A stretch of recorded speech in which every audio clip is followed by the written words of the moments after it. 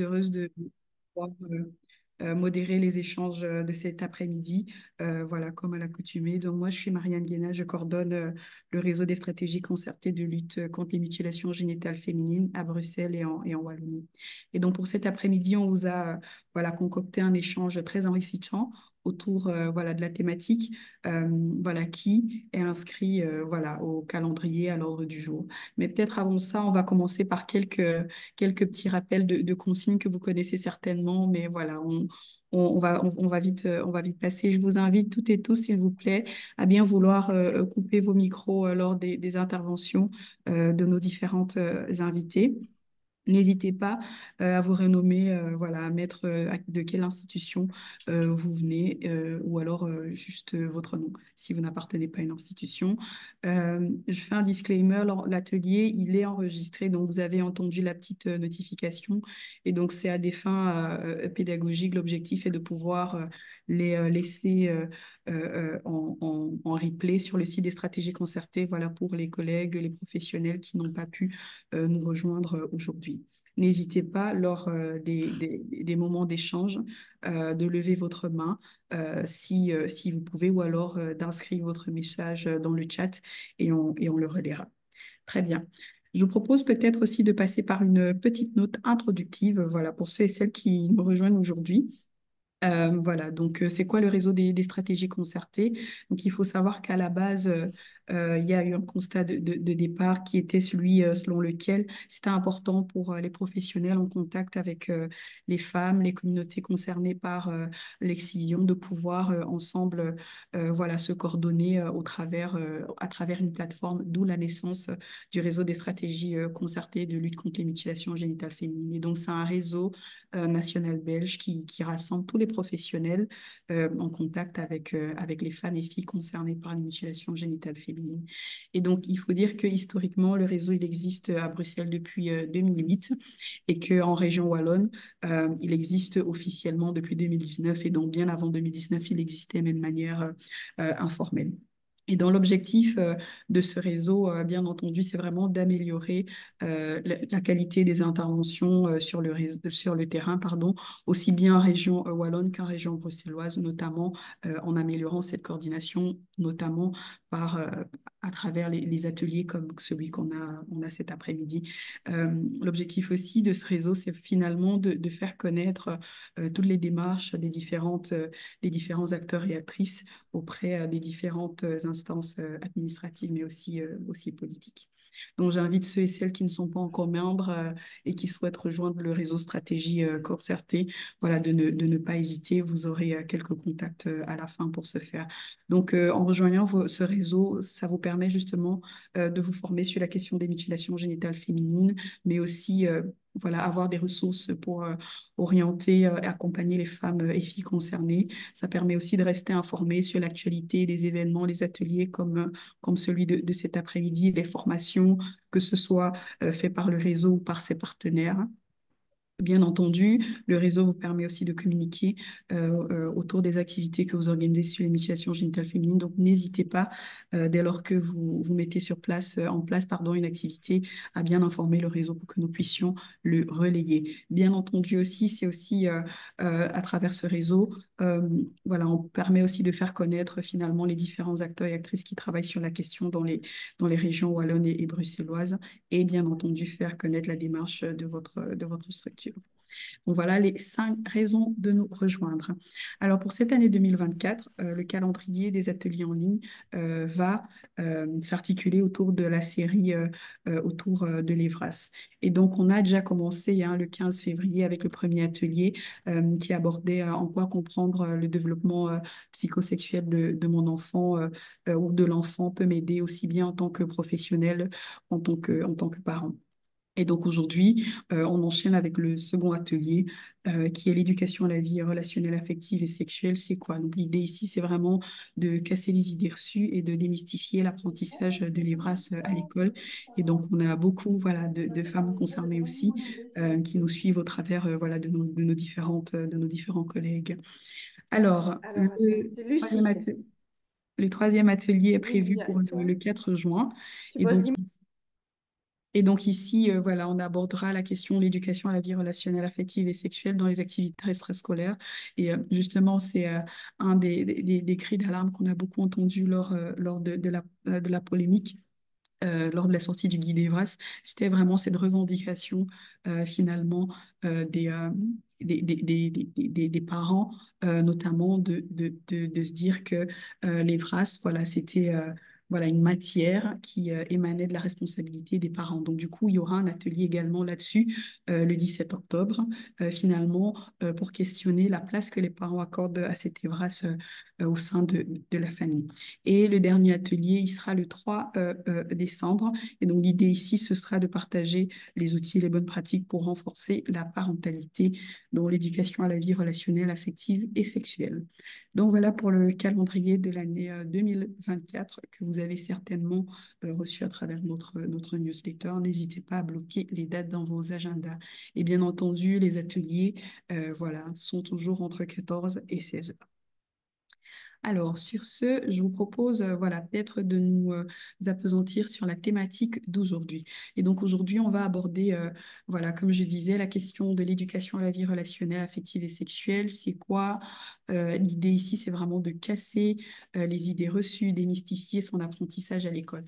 Et donc, pour ce faire, voilà, on a invité deux intervenantes. Donc, on a Christelle Othias, qui est psychologue au Centre Planning Familial de Soralia à Liège, que vous connaissez certainement hein, pour les anciens et les anciennes.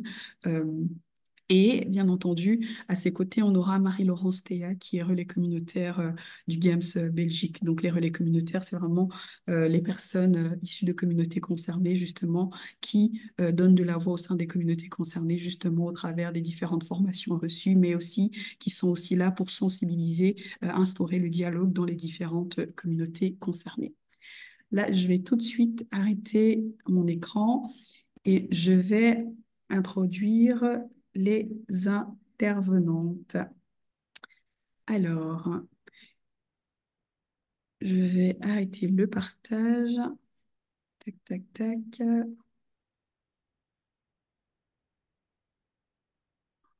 Très bien.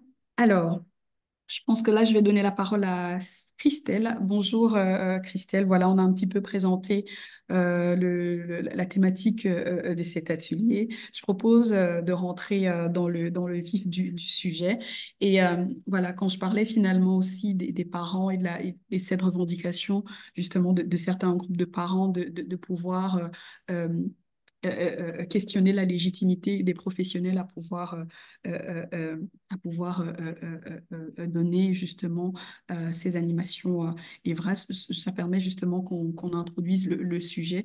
Est-ce que tu pourrais nous rappeler l'historique finalement des centres planning familial, comme toi tu es de Soralia, mais aussi finalement celui de l'Evrast. Et donc l'idée ici de ma question, c'est vraiment de savoir qui fait de l'Evrast, pourquoi et, euh, et donc, et à quoi est-ce qu'il sert? Je te laisse la parole, Christelle. Ok, bonjour Marianne, bonjour à tous.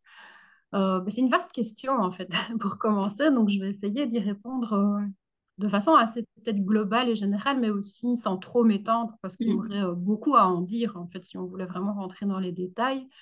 Je pense que ce qu'il faut resituer, c'est que la création des plannings familiaux, ça vient d'abord de mouvements plutôt citoyens, citoyennes essentiellement, euh, d'une volonté de porter la voix des femmes et le droit des femmes, et que dès la création des plannings, il y a eu une forme d'EVRAS qui s'est mise en place, mm, pas au départ, pas je pense dans les milieux scolaires, mais plutôt adressé directement à des femmes ou à des couples ou à des familles, mais surtout à des groupes de femmes pour les informer sur la contraception, sur voilà, les méthodes de prévention, mais aussi sur les relations déjà.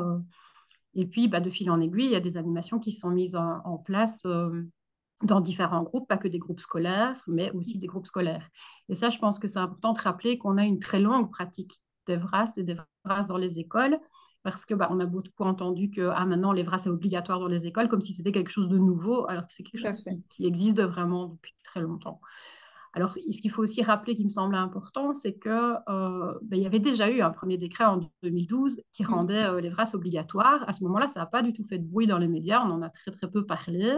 Je pense que ça venait juste consolider une pratique qui était déjà existante. La volonté à ce moment-là, c'était aussi que ça puisse être installé dans toutes les écoles. Parce qu'avant cette obligation décrétale, ben, c'est vrai qu'il y avait plutôt des habitudes de collaboration entre des plannings et des PMS ou entre des plannings et des écoles directement, des directions d'école qui étaient porteuses d'un projet EVRAS au sein de leur établissement. Donc, il y a eu une volonté que ça soit vraiment déjà généralisé, mais le fait est qu'on s'est rendu compte que malgré l'obligation de 2012, ça ne se mettait pas en place dans beaucoup d'écoles. Et donc, c'est vrai qu'en 2012, il y avait juste une obligation de faire de l'EVRAS, mais ce n'était pas précisé finalement quelle tranche d'âge, combien de temps et par qui. Donc, ça pouvait être aussi fait par l'école, par les profs, par le PMS ou par le PSE. Donc, ce qui est assez nouveau ici dans l'accord de 2023, enfin, qui est mis en œuvre à partir de la rentrée scolaire 2023, c'est de préciser un cadre un peu plus contraignant pour les écoles, notamment autour de 2 fois 2 heures d'animation en sixième primaire et en quatrième secondaire. Donc ça me semblait important aussi de rappeler Ouais. que, contrairement à ce qu'on a pu entendre dans les médias à un moment donné, il n'y a pas une obligation d'EVRAS dès la maternelle, qu'il n'y a pas une obligation d'EVRAS pour euh, toutes les années. Enfin, finalement, quand on y réfléchit, c'est assez peu. Voilà. Alors, ça n'empêche que les écoles avec lesquelles on collabore en général depuis de nombreuses années, où il y a des programmes EVRAS qui sont déjà en place, en général, c'est des programmes qui s'étendent sur plusieurs années et où on va adapter les thématiques en fonction des tranches d'âge. Oui, Voilà, merci. ça c'est un peu le cadre légal. Mhm. Merci, Peut-être merci. aussi, ouais. Oui, oui, merci Christelle. Justement, il y a quelque chose que tu as dit que je trouvais super intéressant, justement, finalement ces animations Evras découlent d'une longue pratique qui existait bien avant voilà, les différentes dispositions législatives. Et donc, lors du premier atelier, voilà, on a vraiment mis l'accent sur cette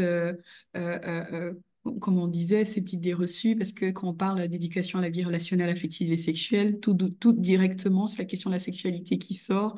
Et donc, moi, ma prochaine question, ce serait celle de savoir finalement, c'est quoi les principales thématiques qui sont abordées justement lors des différentes animations EVRAS que voilà, le centre de planning ou alors voilà, voilà, les différents opérateurs voilà, mettent sur pied dans ces écoles. Oui.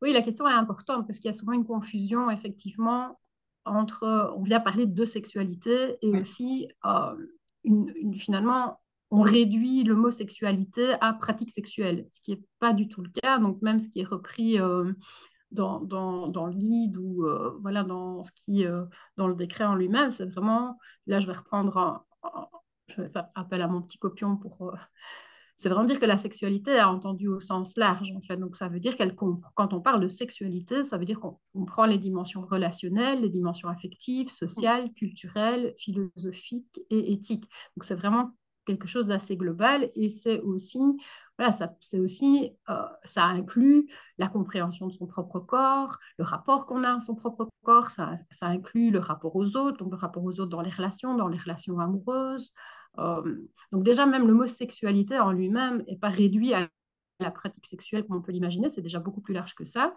Et puis, c'est 3 termes, c'est relationnel, affectif et sexuel. Et donc, on est des êtres de relation, on est des êtres sociaux. Dès notre naissance, on va construire des relations avec les autres, d'abord dans nos familles et puis avec nos pères. Et donc, dans les thématiques EVRAS qui sont abordées, dans les animations à l'école, ben, ça va englober tout ça. Ça va englober dans les relations, on englobe aussi les relations amitié, les relations parents-enfants. C'est des thématiques qui vont toujours être abordées aussi. Donc après, en fonction des demandes des écoles, des tranches d'âge, certaines des thématiques vont être plus approfondies que d'autres en fonction des besoins. Donc ça, il y a eu beaucoup de débats aussi autour justement de la question de ces fameux thèmes, comme si c'était des thèmes qu'on allait devoir aborder de façon systématique à tous les âges.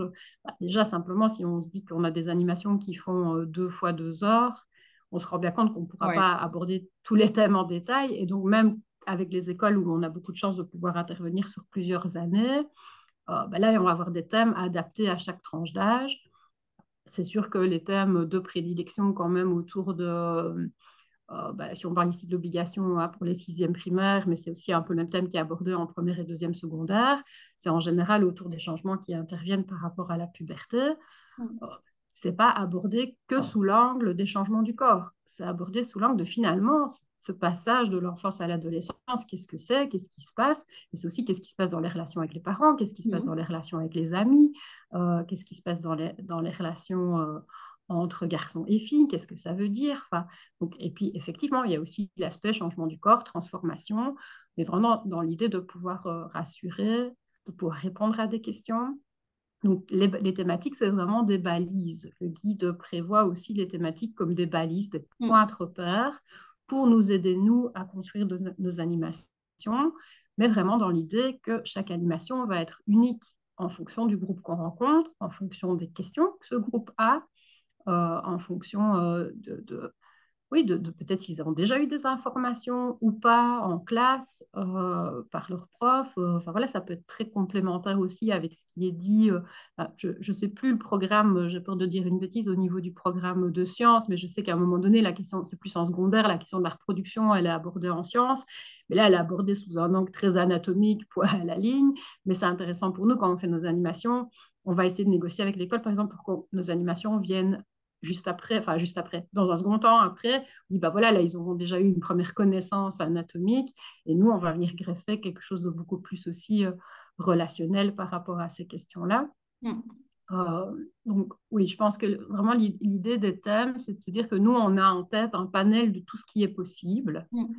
et qui, chaque fois, vont être avec l'objectif transversal qui traverse toutes nos animations, qui est permettre aux jeunes d'avoir aux jeunes, que ce soit des enfants ou des ados, ou même quand on fait des animations avec des adultes, on fait aussi des animations avec les adultes, c'est de pouvoir avoir des informations justes par des professionnels formés pour permettre à chacun de poser des choix libres et éclairés quelque part. Donc des choix qui vont être respectueux d'eux-mêmes, respectueux des autres. La thématique du consentement, par exemple, c'est une thématique qui va traverser toutes nos animations.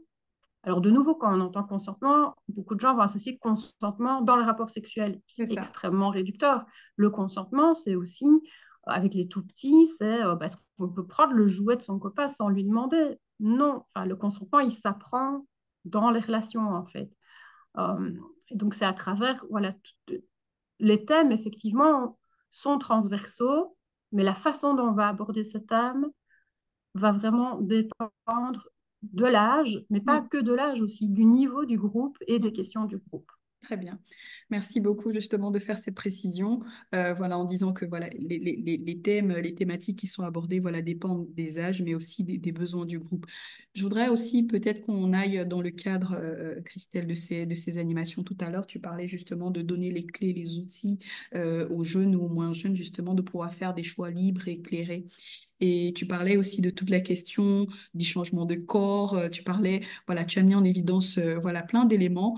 Et ce sera intéressant de savoir, voilà, comment est-ce que vous assurez justement un cadre sécurisé justement et bienveillant lors de ces animations pour favoriser justement la liberté de la parole de ces participants qui peuvent avoir des questions très intimes à vous soumettre et sans que ce soit jugeante par le groupe de manière générale. Oui, c'est une question difficile de nouveau parce que voilà, face à un groupe, on est toujours un peu face à l'inconnu, on ne les Ouais. connaît pas. Après, le fait de ne pas connaître les jeunes, ça fait partie aussi justement du cadre un peu sécure, en fait, paradoxalement. Ça paraît Mm. paradoxal de se sentir en sécurité avec quelqu'un qu'on ne connaît pas, mais l'expérience qu'on en a, c'est quand même plutôt oui, de faire cette expérience que les jeunes, du fait qu'on ne fait pas partie de leur quotidien, qu'on ne fait pas partie de leur entourage proche, euh, qui ne nous connaissent pas, qui vont nous voir une fois ou deux, et puis point à la ligne, ça permet en fait effectivement d'ouvrir une parole, ça donne une liberté de parole. Après, la liberté de parole, elle doit être cadrée pour qu'elle puisse se faire de façon vraiment sécuritaire. Et donc, le cadre que nous, on va proposer en animation, c'est vraiment un cadre où on va rappeler d'entrée de jeu les règles de base de respect, de bienveillance, de non-jugement. On ne fait pas que dire, on fait pas que dire les mots parce que c'est bien de dire voilà, on est dans un cadre bienveillant, non jugeant. On donne parfois des exemples aussi suivant les tendances de qu'est-ce que ça veut dire être non jugeant, qu'est-ce que ça veut dire être bienveillant. Donc on Mm. rappelle que toutes les idées sont les bienvenues, toutes les questions sont les bienvenues, qu'il n'y a pas de bêtes questions, il n'y a pas de mauvaises questions, qu'il n'y a pas de mauvaises questions, mais que par contre, chacun a le droit d'avoir son avis et qu'on peut avoir des avis différents. On doit aussi parfois rappeler le cadre de la loi parce que soutenir la liberté de parole, c'est quand même aussi, ça ne veut pas dire qu'on peut dire tout et n'importe quoi. Donc il y a des lois par rapport aux discriminations, au racisme, à l'homophobie, au sexisme. On ne peut pas tout dire, enfin, on peut pas tout dire n'importe comment. En tout cas, on ne peut pas être dans l'agression verbale d'un de ses camarades. Donc ça, c'est aussi un cadre qu'on va aussi poser. Alors, un cadre qui est un petit peu particulier et qu'on essaye d'expliquer au mieux aux jeunes aussi, c'est le côté secret professionnel, c'est-à-dire que Ouais. nous, on s'engage au secret professionnel vis-à-vis Mm. d'eux, c'est-à-dire à ne pas répéter en dehors de l'animation ce qu'un ou l'autre aurait posé comme question, par exemple. Ça, c'est sûr que c'est vraiment ce qui se dit ici reste entre nous. Après, on leur rappelle aussi qu'il y a une responsabilité collective et une responsabilité individuelle par rapport à ce qui va être dit, dans le sens où on ne peut pas être garant de ce qui va se passer en dehors de l'animation. Donc, on rappelle aussi on demande à chaque jeune de s'engager à ne pas répéter à l'extérieur de l'animation ce que, alors, ils ont tout à fait le droit de répéter ce qu'ils auront appris en termes de connaissances, d'informations que nous, on aura transmis. Voilà, on ne peut pas faire de tabou par rapport à ça. Ce qu'on leur demande de ne pas répéter à l'extérieur des animations en général, c'est ce qu'un camarade aurait posé comme question ou aurait dit. Mais on leur rappelle aussi qu'on ne peut pas être garant de ça. Et Mm. donc, on les invite aussi à quand même réfléchir à ne pas se livrer. On n'est pas là, ce n'est pas un groupe de parole où on les Ouais. invite à parler de leurs propres questions, de leur vie intime. C'est aussi, dans le cas sécurisant, pouvoir leur dire, on a le droit de se poser des questions même quand on n'est pas concerné. Mm. Ça, c'est super important parce que c'est souvent un moment de soulagement aussi pour beaucoup. Euh, oui, on peut s'interroger sur des choses par curiosité, parce qu'on en a entendu parler. Ça ne veut pas dire que c'est parce que nous, on est directement concernés par cette question-là. On leur rappelle aussi que l'idée, c'est de les informer avant d'être concernés. Si Oui. je prends même l'exemple de la puberté, pourquoi informer sur les changements du corps? C'est aussi pour que quand ça leur arrive, ils puissent voilà, être rassurés, parce qu'il y a ce qui est en train de se passer. Enfin, on a des exemples parfois de jeunes filles qui auraient pu avoir leurs règles sans du tout savoir ce que c'est. Ça peut être très, très angoissant.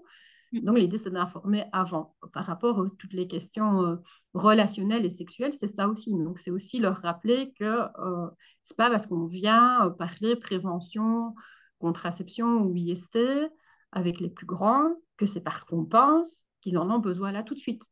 Et on leur dit, peut-être vous en aurez seulement besoin dans 5 ans ou dans 10 ans, et c'est OK en fait. Mm. Mais peut-être vous en aurez besoin plus rapidement. Et donc, l'idée, c'est de venir vous donner des informations, répondre à vos questions avant que les choses se passent. Merci, merci Christelle. Et donc, voilà, tout à l'heure, on parlait justement hein, finalement de ce cadre aussi, hein, voilà, de ce cadre des animations à Ivras où tu parlais de 2 fois 2 animations, voilà. Et je voulais un petit peu revenir sur ces modalités. Comment est-ce qu'on fait avec ces 2 fois 2 heures euh, euh, euh, dans Mhm. l'année? Comment est-ce qu'on fait avec ces modalités quand même qui sont à la fois, comme tu disais, pas assez, mais qui donnent quand même de l'espace d'amener, voilà, d'amener un certain nombre de questionnements importants voilà, pour les jeunes, enfin pour les jeunes, Je trouve qu'il faut, jeunes. oui, quand je disais pas assez, c'est à prendre vraiment dans le contexte large sur l'ensemble d'une scolarité secondaire, par Ouais. exemple. Là, on se dit, ça va peut-être un peu peu. Maintenant, 2 fois 2 heures pour une année scolaire, c'est bien. Plus, ça devient trop, je pense aussi. Oui. Ça peut être lourd aussi pour les élèves, dire, oh, c'est encore le planning qui vient. C'est pas l'intérêt non plus. Euh, L'intérêt des 2 séances, par contre, c'est vraiment aussi de pouvoir s'adapter, s'ajuster encore plus au groupe et à leurs questions. Donc, c'est vrai qu'en général, on va avoir une négociation avec l'école avant l'animation pour décider des thèmes abordés. Et ça peut, dans les thèmes, ce que j'ai moins cité tout à l'heure, mais on a aussi des thèmes autour de la prévention des violences. Euh, donc ça, c'est aussi en général un thème qui peut être qui va de toute façon être Oui. transversal à toutes nos animations, quel que soit l'âge, c'est-à-dire que pouvoir parler du consentement, du respect de soi, du respect des autres, de qu'est-ce qui est OK, pas OK dans les relations, que ce soit dans les relations affectives ou dans les relations sexuelles, quand l'âge est adéquat, c'est une façon de faire de la prévention des violences. Euh, donc, avoir 2 séances, bah, ça permet aussi de pouvoir leur donner le choix en fin de première séance de dire, tiens, qu'est-ce que vous souhaitez aborder pour la fois prochaine? Donc là, en général, on a des petits papiers anonymes où ils vont pouvoir cocher toute une série de thèmes ou rajouter eux-mêmes des thèmes. Alors, évidemment, on ne saura pas répondre à tout. On va plutôt là, fonctionner un peu à la majorité des demandes. Mais s'il y a beaucoup de demandes différentes, on va essayer quand même d'aborder toutes les thématiques. Euh, Parfois, ça permet aussi de réajuster, de rectifier le tir, j'ai envie de dire, par rapport à une première séance, ou parfois, c'est pas parce qu'on donne une information qu'elle est toujours bien comprise, ou parfois elle a éveillé des nouvelles questions dans un second temps. Donc ça, c'est chouette aussi. C'est des animations qui sont un peu espacées de quelques semaines en général. Ça permet aussi aux jeunes parfois d'avoir réfléchi entre les coups et peut-être d'avoir bougé par Mm. rapport à certains positionnements de nouvelles questions. On profite aussi de la deuxième séance quand c'est possible avec les écoles pour que les jeunes puissent venir visiter le planning. Ça, c'est aussi l'occasion pour eux mais voilà, de mettre une image sur qu'est-ce que c'est un planning familial, de voir les locaux. En général, ils aiment encore bien, ils aiment bien sortir de l'école déjà, mais aussi pour aller voir un lieu pour être accueillis. Parce qu'un de nos objectifs en animation aussi, c'est de dire l'objectif de l'information, on sait bien qu'il y a beaucoup de choses qu'ils ne vont pas retenir, ou peut-être ils vont retenir à moitié, et c'est pas toujours très, enfin, c'est pas grave en soi, en fait. Ce qui est surtout important aussi, c'est que les jeunes puissent ressortir de l'animation en se disant, ah ok, un planning familial, ça sert à ça, on peut le trouver là, et c'est un lieu où je peux venir parler en sécurité, sous le secret professionnel, de toutes les questions qui concernent la vie affective, relationnelle et sexuelle, avec des professionnels formés. Et donc ça, c'est vraiment, s'ils retiennent déjà que ça de l'animation, c'est gagné, en tout cas pour les plus grands, parce que pour les Ouais, petits, on ne va pas leur expliquer qu'il y a un planning et qu'ils tout peuvent à fait. venir, ça n'a pas de sens, mais Oui. pour les ados, en tout cas. Justement, voilà, je rebondis hein, sur ce que tu viens de dire. Tu parlais justement de pouvoir avoir avec cette deuxième animation, voilà, pouvoir faire ces visites au sein du planning. Là, je voulais un petit peu revenir avec dans les écoles. Euh, Quel rôle justement jouent les parents dans l'éducation à la vie affective, relationnelle et sexuelle et comment finalement les écoles peuvent collaborer avec les familles justement pour soutenir cet apprentissage hein, finalement aussi Ouais, en dehors du cadre. oui, oui.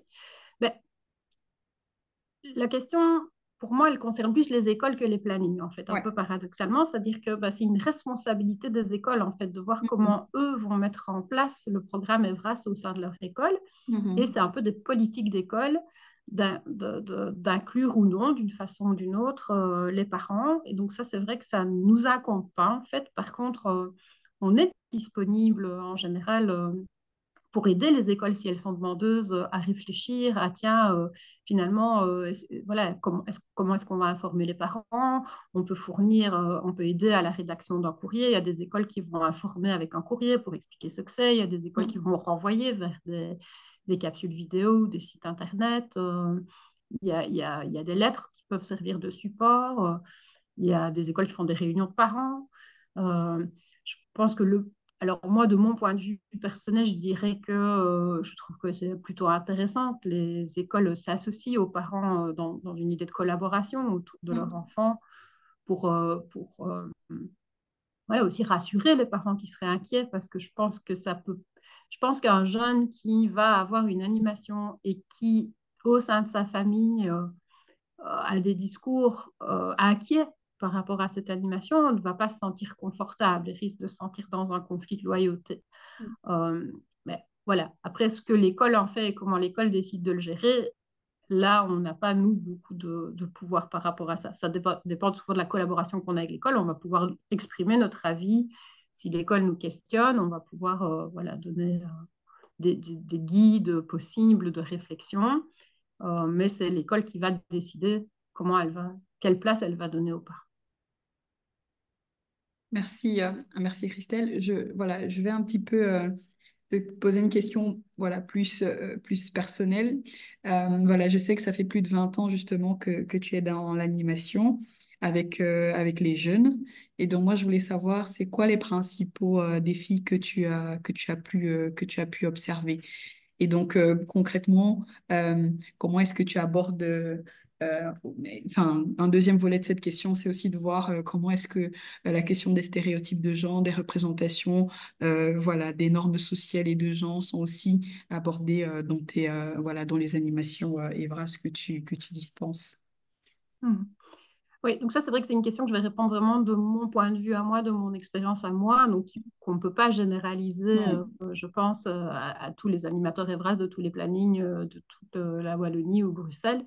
Euh, voilà, moi, je trouve qu'il y a une évolution, en fait, un peu paradoxalement à ce qu'on aurait pu imaginer. Enfin, je sais pas, moi, je fais peut-être cette illusion qu'au fur et à mesure des années, on allait aller vers plus de tolérance et plus d'ouverture. Je sais pas, j'étais peut-être naïve à ce niveau-là. Et je trouve que c'est pas tellement la tournure que ça prend, en fait, Mm, que ces dernières années, il y a beaucoup plus de sujets de crispation ou de sujets difficiles avec des positions un peu extrêmes qui vont se cristalliser parfois dans les animations. Donc, pas toujours, pas dans toutes, pas dans tous les groupes, mais je trouve que ça arrive de plus en plus fréquemment qu'on va avoir des discours très établis où c'est un peu difficile d'aller vraiment à la rencontre de, de ce qu'ils pensent, de ce que les jeunes pensent vraiment, en fait. On a l'impression que c'est un discours qui nous serve, qui est le discours qui est parfois véhiculé dans les réseaux, sur les réseaux. Euh, et alors voilà, je pense que les réseaux ont beaucoup de bons aussi pour ces jeunes de pouvoir peut-être effectivement avoir accès à toute une série d'informations, de points de vue, de diversité dans les points de vue. Mais parfois, alors, c'est un peu comme s'ils n'avaient plus tellement la liberté de construire leur propre point de vue. C'est un peu le mm, discours appris, avec, je trouve, parfois un truc très extrême de deux côtés. Si je dois donner les deux exemples qui me frappent le plus et qui ont été aussi fort véhiculés, je pense, dans les médias, c'est il y a plus de visibilité de la communauté LGBT, par exemple, dans les médias ou dans les séries, dans les oui, films. Et l'objectif de la visibilité, d'augmenter la visibilité, c'est de pouvoir augmenter la tolérance et l'inclusivité et pouvoir donner une représentation positive.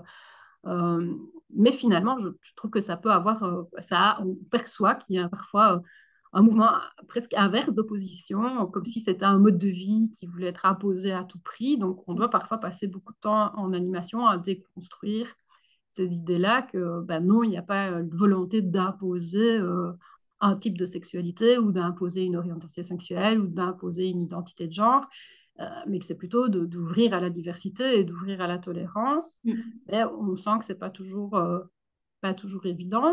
L'autre exemple, c'est aussi, ben, je trouve, moi, assez fort au niveau de la question du féminisme, mhm, qui est parfois assez mal compris euh, et qui est souvent interprété comme une volonté des femmes de prendre le pouvoir sur les ouais, hommes, donc avec des levées de boucliers parfois, parfois des jeunes filles aussi qui reprennent un peu ce discours oui, dans un militantisme, mais voilà, où on oublie que bah, c'est lutter contre un système, une société, un système patriarcal, et qu'on oublie ce que ça veut dire, et que c'est pas une guerre entre les femmes et les hommes. Enfin, voilà, il y a parfois aussi, c'est pas toujours facile de déconstruire ça, et je trouve que ces sujets-là sont beaucoup plus présents et des positions beaucoup plus tranchées que ce que je pouvais peut-être observer il y a 10 ans ou il y a 15 ans. Et je pense que c'est vraiment avec bah, le développement d'Internet et des réseaux.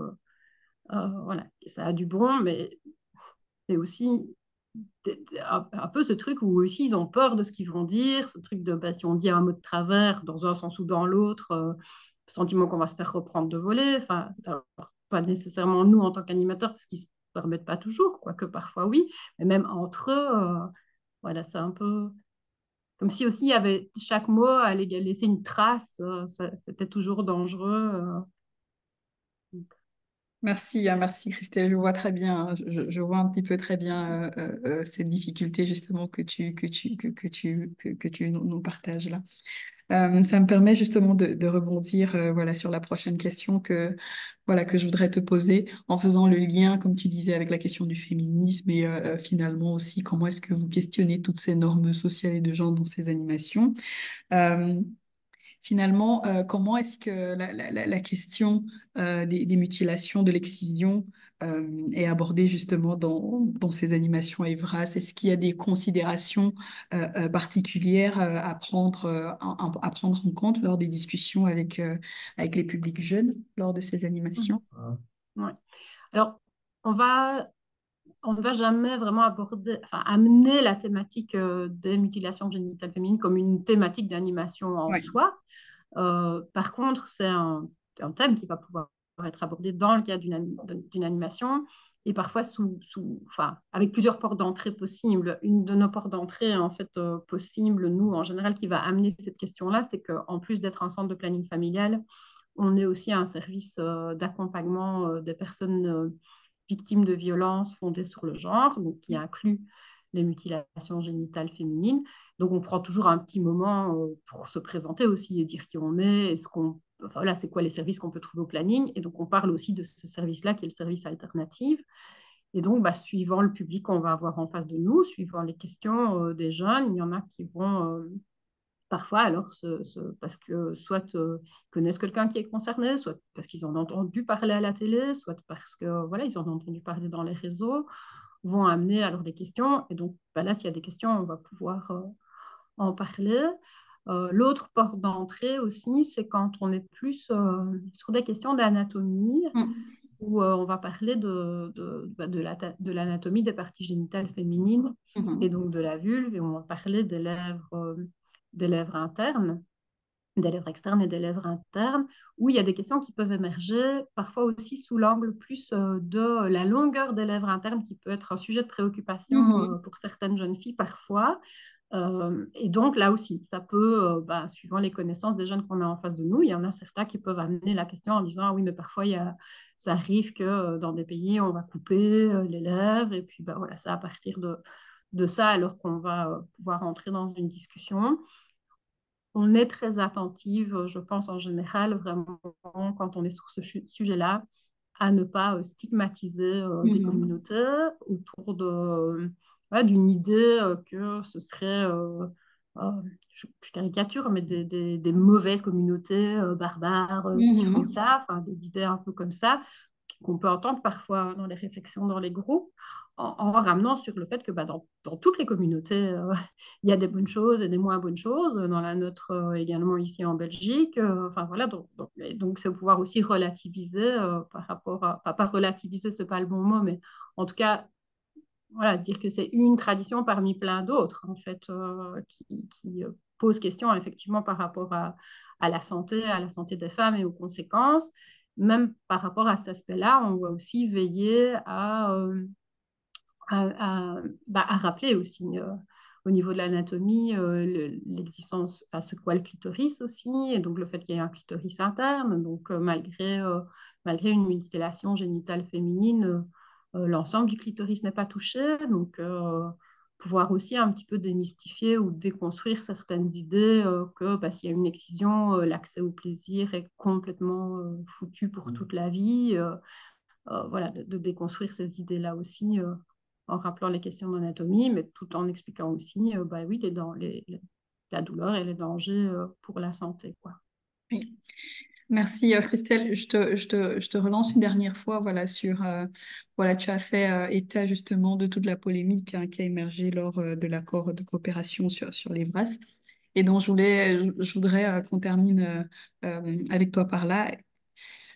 C'était quoi c'est quoi le ressenti sur le terrain? Comment est-ce que ce soit toi ou les autres opérateurs, comment est-ce que finalement vous gérez ou alors vous gérez ou vous avez géré finalement toutes ces informations erronées ou toutes ces idées préconçues qui ont été qui ont été véhiculées, pardon, dans les médias sociaux, Mm. sur Internet, sur les animations Evras. Et finalement, comment est-ce que quelles sont les meilleures pratiques finalement pour Mm. clarifier ces sujets avec les participantes et les participants? Oui, mais ça a été vraiment. Bah, je crois que c'était assez bousculé. Ça a été d'abord assez surprenant, je Ouais. pense. Croyais vraiment, si je regarde par rapport à moi et par rapport à mes collègues directs, je pense qu'il y a d'abord un truc, on s'y attendait pas. Mhm. Moi, quand j'ai vu apparaître les premières idées véhiculées par certains médias, c'était assez hallucinant, quoi, de me dire, mais ça fait 30 ans qu'on le fait Oui. ou plus, ça fait 10 ans, 12 ans que c'est obligatoire dans les écoles, enfin, et subitement, là, ça devient un sujet avec beaucoup de désinformation. C'était assez violent d'un point de vue professionnel et personnel. C'était assez violent de se dire, mais les gens pensent vraiment ça. Les gens pensent vraiment ça de moi. Les gens pensent vraiment ça de nous.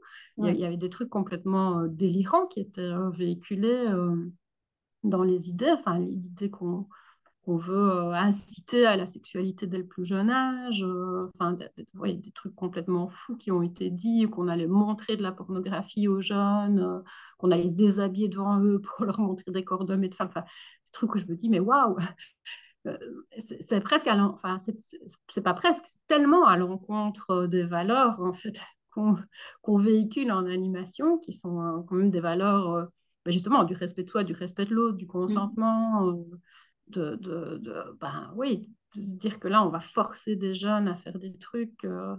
Enfin, oui, je pense qu'il y a d'abord eu un mouvement presque de sidération un peu quand même dans les équipes, de peur aussi, de se dire waouh, qu'est-ce qui va se passer avec ça?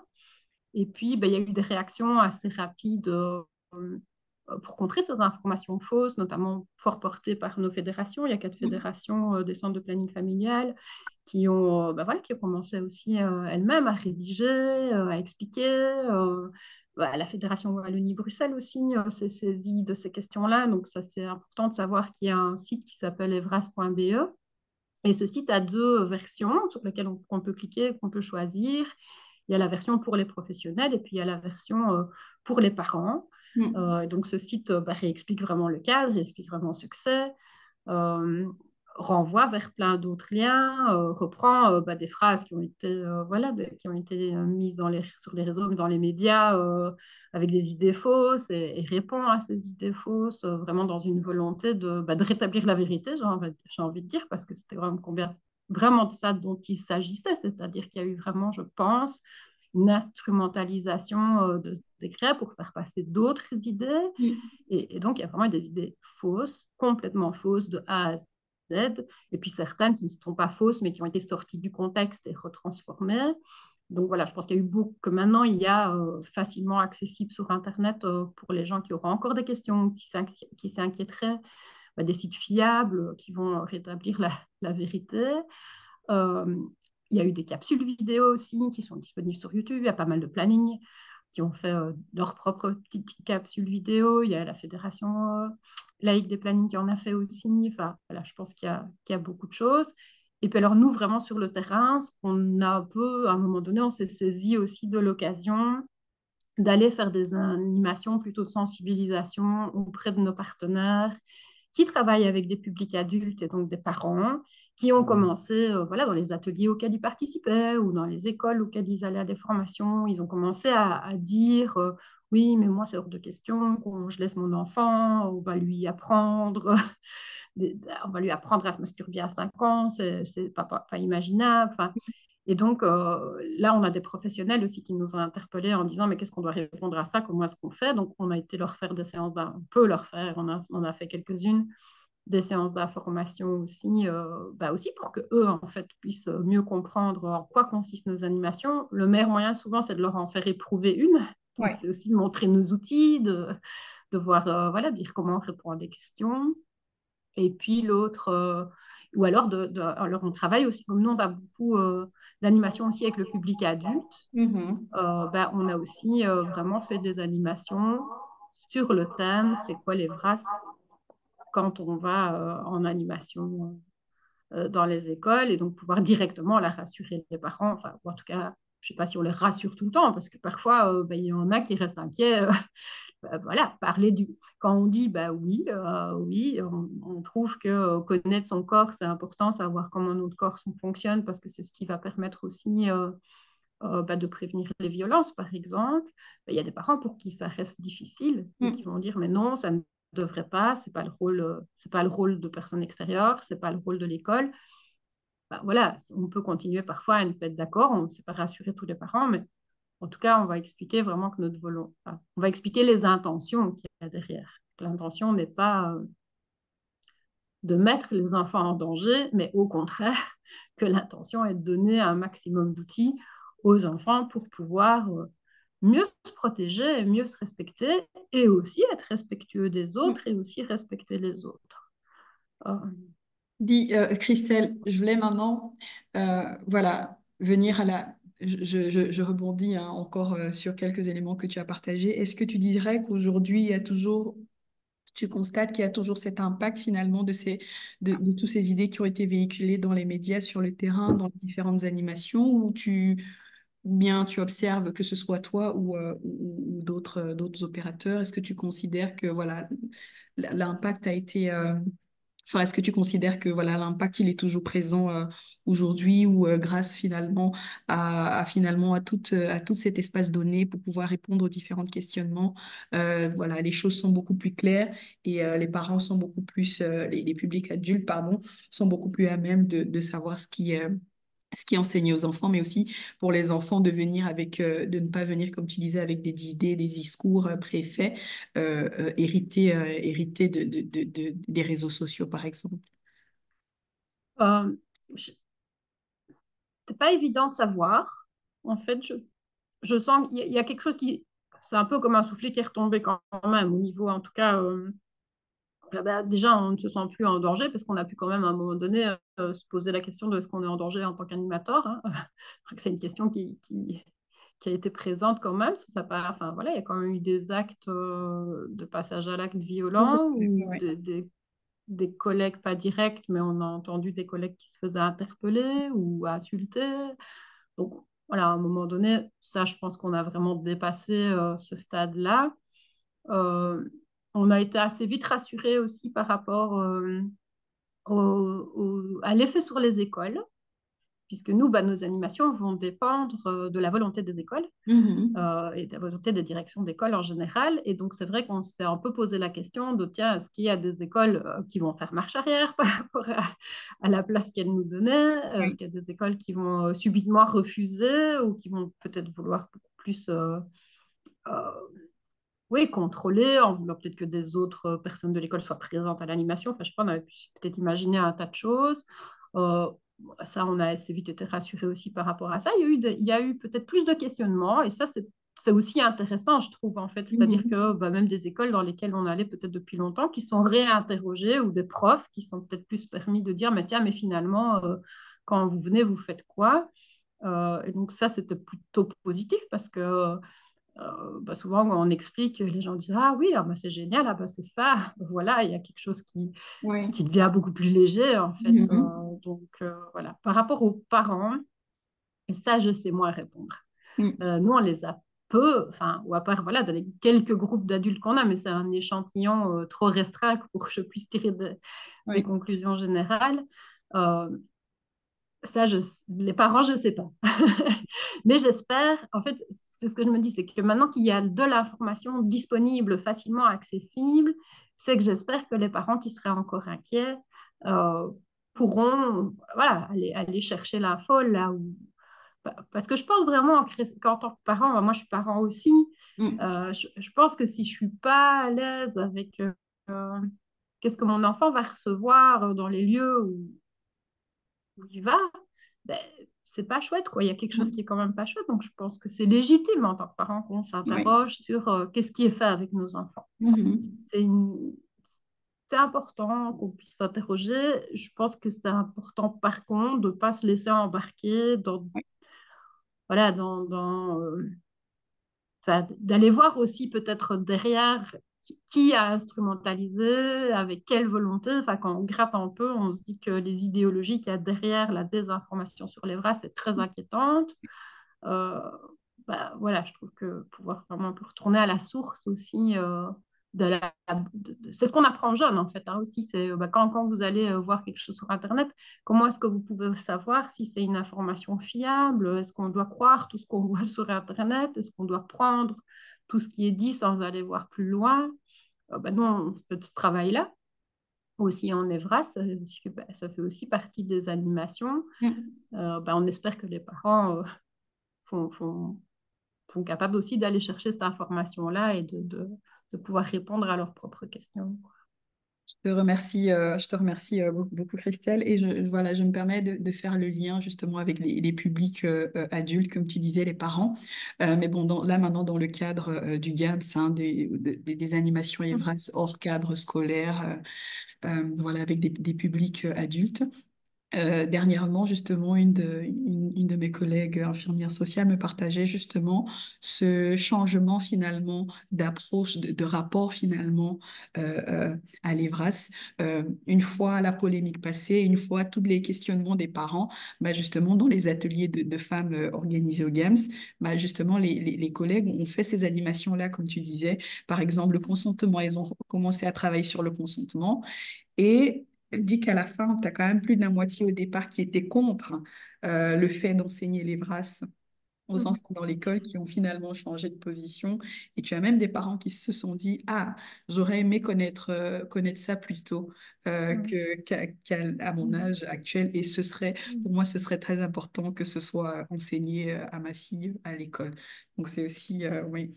Comme Mhm. tu disais, il y a aussi comme tu dis, ça a évolué finalement une fois qu'on rentre et on questionne finalement les craintes et on est transparent et on partage finalement ce qui est enseigné aux enfants dans les écoles. En tout cas, dans le cadre du public du GAMS, voilà ce qui a fonctionné. Oui, c'est ça. Et pour rebondir sur ce que tu dis, parce que parfois on n'entend pas aussi beaucoup le discours de certains parents dire Mm, non, mais les questions d'intimité, c'est dans la famille qu'on doit en mm, parler. On n'en parle pas à l'extérieur. mm, Mais souvent, ça aussi, quand on rencontre des adultes et qu'on discute vraiment de ça avec eux, parce qu'on rappelle aussi que nous, on n'est pas là pour forcer une parole. Un mm, jeune qui ne veut pas parler de questions d'intimité, il a aussi la possibilité, si c'est vraiment trop dérangeant pour lui, de sortir de l'animation. Enfin, c'est aussi, je ne l'ai pas dit tout à l'heure, mais c'est aussi dans le cadre qu'on propose quelque chose qui est faisable, c'est qu'on veut pas, bah, on parle du consentement aussi à l'animation quelque part. mm. Enfin, Oui, c'est-à-dire que euh, si on veut amener, nous, parce que l'école nous a demandé d'aborder certains sujets, mais qu'on a un groupe qui ne veut absolument pas en parler, ben, on ne va pas juste se contenter de dire non plus, ah, ok, c'est bon, on n'en parle pas, pas de problème, on va parler d'autre chose. On va essayer de comprendre, et ça peut devenir le sujet de l'animation finalement, ben, les questions d'intimité, avec qui est-ce qu'on peut en parler, si on peut pas en parler à des personnes extérieures à la famille et qu'on a des questions, comment est-ce qu'on fait?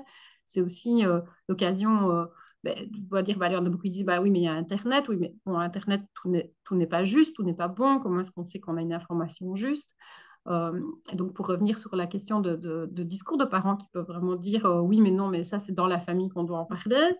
Ben, quand on va vraiment creuser un petit peu avec eux de est-ce que c'est si facile de poser enfin, ou même si l'enfant pose une question, et alors on a des parents, ça c'est parfois même marrant, des parents qui nous disent ah ben oui, moi l'autre fois, mon fils ou ma fille m'a demandé à tel âge, oui, mais comment on fait les bébés? Et en fait, je savais pas ce que je pouvais dire, je savais pas comment dire. Parfois, même, il n'y a pas de mots pour mm. parler des parties intimes dans la famille. Et donc, souvent, les gens se rendent compte que, bah oui, même si dans l'idée, on se dit que c'est dans l'intimité de la famille qu'on va parler de ces choses-là, que c'est pas si facile.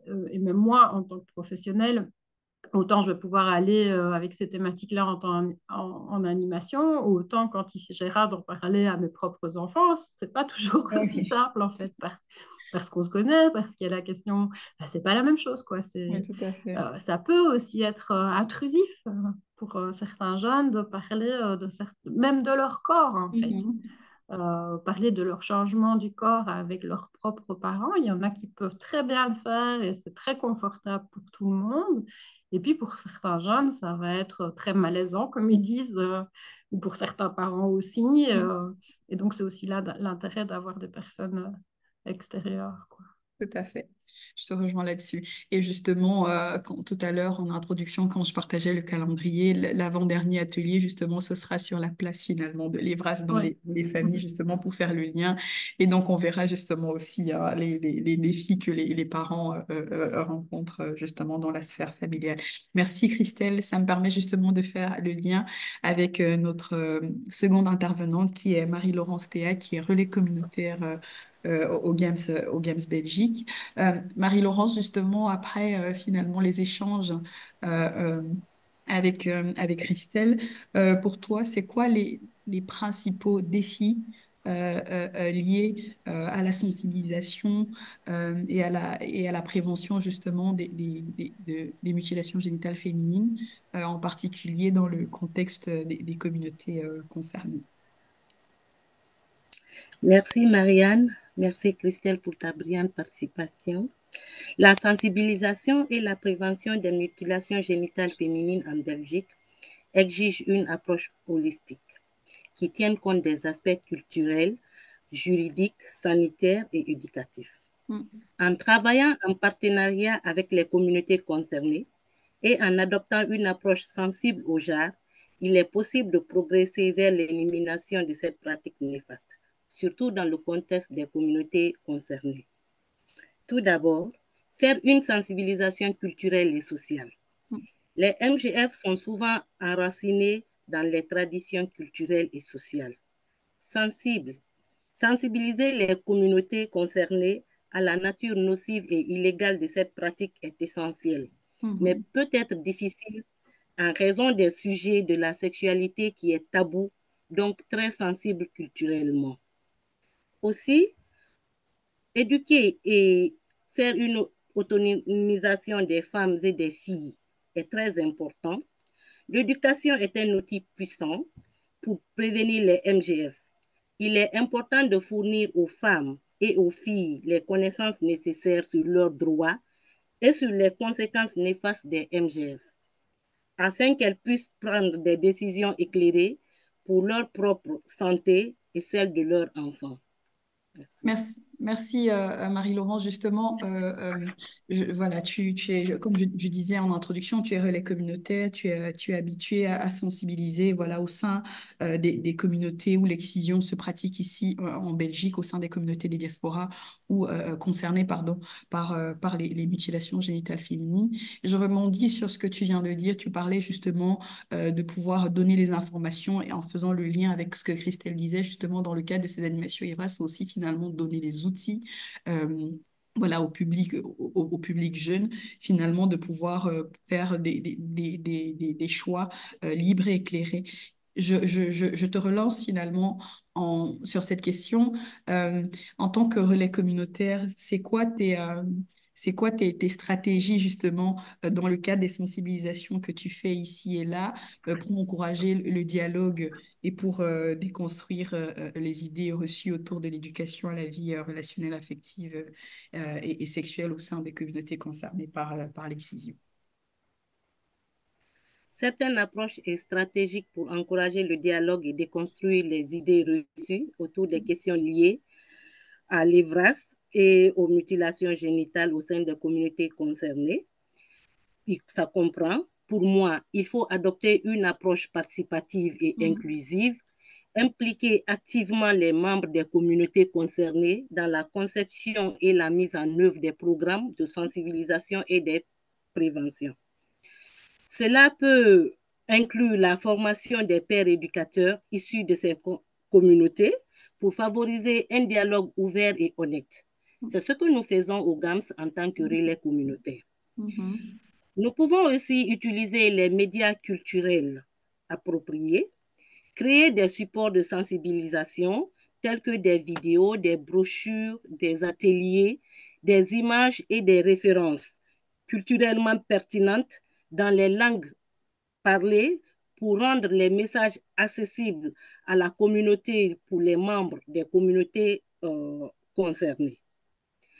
Aborder les questions liées à l'EVRAS et au MGF dans le contexte plus large des droits humains, Mhm. de la santé sexuelle et reproductive et de l'autonomisation des femmes et des filles mettre en évidence les liens entre les pratiques traditionnelles néfastes et d'autres formes de violence basées sur le genre et encourager une réflexion critique sur ces questions. Former les leaders communautaires, les professionnels de la santé, les enseignants et les associations des parents d'élèves, APE, sur les questions liées à l'EVRAS et au MGS. Les fournir les compétences nécessaires pour aborder ces sujets de manière sensible et respectueuse et efficace au sein de leur communauté. Et donc, merci beaucoup, Marie-Laurence. Justement, dans ma question, pour toi, enfin, je veux dire, toi qui, justement, tu as les codes culturels, toi qui, voilà, tu connais très bien, voilà, les communautés concernées en tant que relais communautaire, en tant que, voilà, personne, qui est, voilà, écoutée, voilà, par les différentes communautés. Est-ce que euh, est-ce qu'il y a pour toi une stratégie qui fonctionne plus que l'autre, notamment sur cette question de l'EVRAS au sein des communautés concernées? C'est quoi la stratégie finalement que toi tu privilégies et c'est quoi la stratégie pour toi qui ouvre, qui laisse plus place au dialogue finalement pour déconstruire toutes ces idées reçues dont Christelle nous faisait part? Okay. Comme pointait Christelle de la difficulté de parler de la sexualité en famille. Mhm. Par exemple, pour moi personnellement, à Mhm. mon âge, je ne peux pas parler de sexualité avec mes parents parce que c'est un sujet très tabou. Mhm. D'où la jeune que j'ai eue quand mes enfants me posent certaines questions sur la sexualité. Donc, ça sera bien de nous former en tant que parents pour que nous puissions être à l'aise de discuter de la sexualité avec nos enfants. Et cela se passe généralement comme ça au sein de toutes les communautés traditionnelles, qu'elles soient instruites ou pas. L'école, si nous passons par l'école aussi, l'école peut jouer un rôle crucial vu que nos enfants passent plus de temps en journée à l'école. Dans la prévention de la mutilation génitale féminine, en l'intégrant dans l'éducation de la vie relationnelle, affective et sexuelle dans son programme. En tant qu'allié, l'école peut renforcer dans cette éducation pour fournir un environnement sûr et inclusif, pour sensibiliser les élèves aux conséquences néfastes des MGF, déconstruire des idées reçues et promouvoir des attitudes, des comportements respectueux des droits, en collaborant surtout avec les parents, les Mhm. communautés, les partenaires locaux. L'école peut contribuer à briser le silence autour de cette pratique et à renforcer les capacités des jeunes à faire un choix éclairé pour leur santé et leur bien-être. Merci Marie-Laurence. Et je voulais peut-être aussi terminer avec cette question. Je fais le lien justement avec la question que je posais justement, je posais tout à l'heure à Christelle sur l'approche dans les animations, l'approche adoptée, pardon, que ce soit par les centres de planning ou par les opérateurs IVRAS de manière générale. Est-ce que tu penses que voilà, les espaces comme les différents espaces de parole comme Christelle nous partageait permettent de déconstruire les tabous qui entourent l'éducation à la vie relationnelle, à la vie, pardon, affective, relationnelle et sexuelle. Les jeunes, les publics, Oui, les adultes, voilà. Est-ce que pour toi, ce sont des oui, espaces qui hein. permettent de déconstruire tous les idées, tous ces tabous et les idées reçues autour de cette question? Oui, comme je le dis, les espaces d'éducation à la vie affective, relationnelle et sexuelle, tels que ceux partagés par Christelle, peuvent jouer un rôle important dans la déconstruction des tabous et des Dans quel sens, malentendus. Pardon. dans quel sens, quand tu dis ça peut jouer un rôle dans la déconstruction, comment est-ce que ça peut jouer ce rôle-là? C'est en fournissant des informations précises, Mhm, adaptées à l'âge et culturellement sensibles. Ces espaces permettent de créer un dialogue ouvert et respectueux, où mhm. les élèves peuvent poser des questions, partager leur expérience et discuter de sujets souvent considérés comme tabous. Merci, merci beaucoup, Marie-Laurence. Je propose peut-être... Et oui, oui, Et tu n'avais pas aussi, terminé? pour Oui. aller plus loin par rapport, par rapport à ces questions taboues, je prends un exemple de chez moi en Guinée forestière. Chez moi, on nous apprend pendant les cérémonies d'initiation comment nous comporter vraiment envers nos conjoints. Et on nous demande, on nous apprend à ne pas, par exemple, quand moi j'ai envie de faire l'amour aujourd'hui avec mon mari, j'ai pas le droit de le dire comme ça. Donc, on nous donne des codes. Peut-être avec ces espaces comme avec ces espaces qui sont là, en utilisant des approches participatives, inclusives et interactives, les animations EVRAS encouragent une réflexion critique, remettre en question les stéréotypes et les normes sociales préjudiciables et Mhm. promeuvent des attitudes et des comportements respectueux des droits. En impliquant également les parents et les communautés, ces espaces contribuent à renforcer le soutien social et à créer un environnement propice à l'apprentissage et au développement au sein des jeunes. Merci, hein, merci beaucoup, Marie-Laurence, que je note hein, dans ce que dans ce que tu as partagé justement avec nous. C'est de dire que voilà, finalement, les espaces d'échange avec les professionnels, comme Christelle nous partageait, c'est très intéressant. Ça permet justement de pouvoir offrir, voilà, fournir, pardon, des informations claires, précises, adaptées en fonction de l'âge aux différents publics et aussi en fonction des différentes cultures, mais ça permet aussi de créer un dialogue respectueux et ouvert, hein, aussi comme Christelle disait, pour que voilà, les différents participants et participants jeunes puissent justement amener leur questionnement, amener leur expérience, partager leur expérience finalement et discuter de sujets et de sujets tabous. Et je note aussi que voilà, en tant que relais communautaire, c'est aussi, voilà, tu parlais finalement aussi de l'importance que la formation a pour pouvoir aller et faire ce lien dans le dialogue. Tu parlais aussi de la difficulté finalement d'aborder des thématiques, voilà, comme la sexualité. Je voulais juste finir avec avec cette question.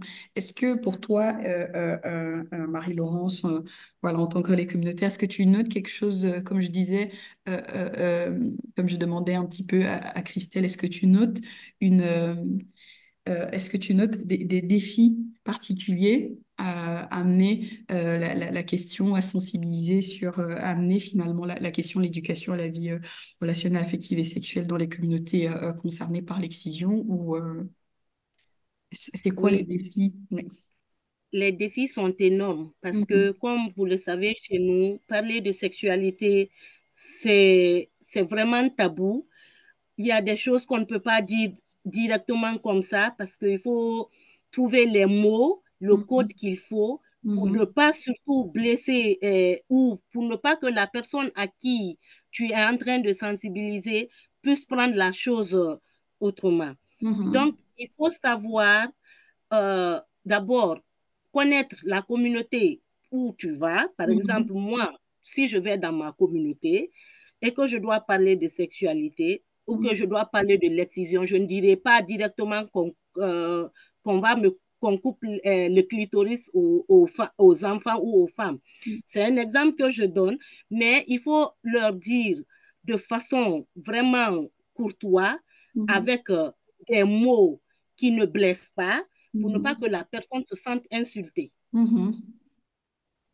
Merci à Marie-Laurence justement voilà, de cette sensibilité différente en fonction des communautés, mais aussi finalement du rapport aussi hein, à voilà, à la question, à la thématique sur laquelle on sensibilise pour ne pas rompre le dialogue, mais plutôt ouvrir un espace de Le, dialogue. Oui, je te laisse parler, Marie-Laurence, tu avais encore oui, quelque je chose. disais, dans ce contexte aussi, il est important de reconnaître que déconstruire tous les tabous et malentendus peuvent être un processus continu et complexe, Oui, ok. nécessitant un engagement à long terme de la part des écoles, des familles, de la société dans son ensemble. Néanmoins, par rapport aux espaces EVRAS, il joue un rôle crucial en ouvrant la voie à des discussions franches et informées sur les sujets essentiels pour la santé et le bien-être des individus. Merci beaucoup, hein. Merci Marie-Laurence de nous avoir aussi voilà, partagé ta perspective de relais communautaire qui aborde aussi finalement toutes ces questions liées à l'EVRAS aussi bien avec, voilà, avec les publics, les publics adultes. Je propose maintenant, voilà, il est 15h15, je propose maintenant d'ouvrir la place aux échanges, hein. Donc, voilà, comme vous avez pu le constater lors du dernier atelier, voilà, on laisse finalement une grande marge pour échanger, pour amener voilà, des choses qui nous questionnent sur le terrain, pour amener pour partager des expériences, pour nourrir finalement aussi les différentes interventions de Christelle et de Marie-Laurence. Donc, je propose, voilà, voilà, sans modalité particulière. Voilà, si voilà, vous avez quelque chose à partager, vous n'hésitez pas à lever la main, soit à écrire dans le chat. Mais voilà, l'espace d'échange est maintenant ouvert. Donc, libre à vous d'ouvrir votre micro et de prendre la parole. Je vous remercie. Alors, Christelle, tu as levé la main. Oui, je trouvais intéressant aussi de réagir vraiment à l'intervention de Marie-Laurent. Je trouvais super intéressant de voir effectivement un point de vue plus au niveau relais communautaire et comment au sein des communautés ça peut être fait. Et ça me faisait penser que la question des mots, la question de ne pas choquer, elle est présente aussi, même en dehors de la question culturelle, parce qu'il y a aussi les cultures familiales finalement. Donc c'est sûr que quand on est face à un groupe, face à une classe, bah, il y a des élèves avec qui les parents vont nommer les parties intimes, par exemple, avec les mots justes, et puis d'autres où on ne met pas de mots là-dessus. Et donc on a aussi tout cet enjeu pour nous chaque fois de nous adapter à l'âge. Et juste pour la petite anecdote, on avait une discussion justement ce midi avec un de nos médecins qui nous questionnait aussi par rapport à l'EVRAS et qui disait mais, que lui aussi en consultation avait eu une fois une jeune, un enfant, je pense, qui disait oui, mais c'est quoi faire l'amour? Et il dit bah, heureusement que je n'ai pas répondu tout de suite sans aller questionner, bah, tiens, c'est quoi pour l'enfant? Quand il pose cette question-là, qu'est-ce que c'est Mhm. pour lui? Et donc l'enfant disait, bah, quand, euh, quand on a un amoureux ou une amoureuse. Et puis, bah, voilà, c'est aussi d'abord de pouvoir aller à la rencontre des mots qui sont utilisés par les jeunes. Moi, j'ai entendu un enfant qui disait, bah oui, mais avec ma copine, on baise. Et puis, quand je disais, mais qu'est-ce que tu veux dire? Ça veut dire quoi Ouais. pour toi? Et c'était se faire un bisou, en fait. Mhm. Donc, si on, voilà, c'est aussi y aller très prudemment, finalement, en adaptant le vocabulaire et surtout en allant d'abord à la rencontre de qu'est-ce que les participants veulent nous dire, eux, avec leurs mots à eux, quoi. Oui, non, tout à fait. Tu as tout à fait, vous avez tout à fait, toutes les deux, je trouve ça aussi super, super intéressant. Alors, je regarde dans le chat, il n'y a rien qui a été posté. Alors, donc, comme je disais, voilà, on laisse place aux échanges. Si vous avez quelque chose à amener, si vous avez quelque chose qui vous questionne, une expérience à partager, voilà, vous êtes la bienvenue. Vous ouvrez votre micro et, euh, et vous prenez la parole.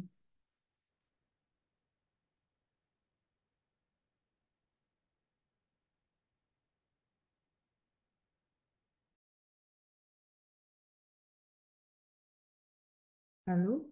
Ouais, il y a une main levée, Estelle Oui, Mbou. oui, bonjour Estelle, je vous laisse la parole.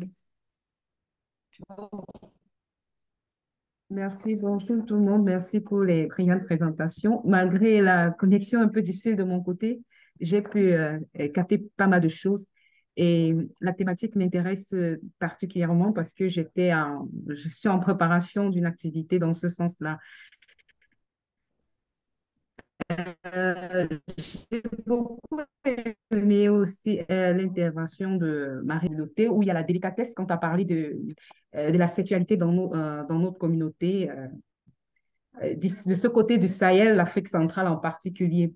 Et le problème est tellement profond que on se rend compte aujourd'hui, il y a même des jeunes parents qui se retrouvent un peu coincés quant la possibilité de parler des sexualités. Pas plus tard que ce matin, j'ai échangé avec une aînée, qui est une grande sœur, et qui rencontre une difficulté avec sa fille adolescente. Et lorsqu'on a plus ou moins échangé, je me suis rendu compte qu'il manque cette question-là. Et elle a été suffisamment sincère avec moi pour me dire que je ne sais pas comment le faire. Pourtant, elle ressent le besoin d'avoir ce type de conversation avec sa fille. Et on va se rendre compte que même dans nos écoles, je vois qu'en Belgique, c'est déjà pas mal avancé. Dans nos écoles ici, c'est encore très compliqué parce que même les enseignants, pour aborder la question de sexualité, ils doivent être suffisamment délicats au risque de se faire taper sur les doigts quand les enfants vont rentrer faire le report à la maison. Donc, de ce côté, il est très difficile pour nous d'aborder les questions de sexualité directement avec les enfants. Une approche à laquelle j'ai pensé, c'est de vraiment capitaliser sur les parents, puisque l'approche de certaines conversations dans notre communauté, il faut toujours souffrir que ça commence par les parents. Et une fois qu'on a déjà fait adhérer aux parents l'idée de pouvoir discuter de ce genre de thématiques-là, même si on court à l'école, ils seront plus aptes à accepter le fait qu'on ait parlé de sexualité à leurs enfants. Donc, je ne suis pas très certaine.